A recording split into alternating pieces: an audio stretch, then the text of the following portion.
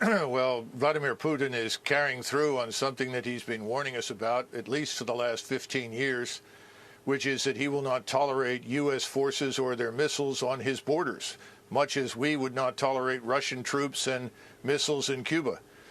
And we ignored him, and he finally acted. He was not going to allow Ukraine under any circumstances to join NATO. The Russians will ultimately annihilate them.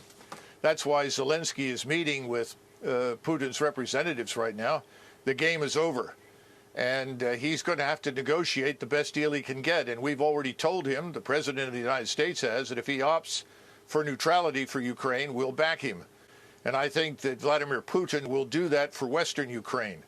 That is the Ukraine beyond the Dnieper River.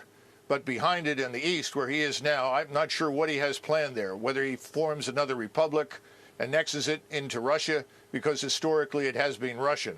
But the territory west of Ukraine is not. He knows that, and he's happy to live with that as a neutral state. We are imputing to him things that he does not want to do in our usual effort to demonize him and his country. We need to remember that Ukraine is fourth from the bottom of 158 countries in the world as corrupt. Russia is perhaps 3 or 4 places above them. This is not the liberal democracy, the shining example that everyone says it is. Far from it. Mr. Zelensky has jailed journalists and his political opposition.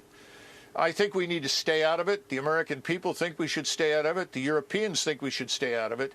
And we should stop shipping weapons and encouraging Ukrainians to die in what is a hopeless endeavor. I see no reason why we should fight with the Russians over something that they have been talking about for years. We simply chose to ignore it. And more important, the population there is indistinguishable from their own. You know, the thing that's so disturbing is that on the one hand, we will not send our forces to fight, but we are urging Ukrainians to die pointlessly in a fight they can't win. We're going to create a far worse humanitarian disaster than anything you've seen thus far if it doesn't stop.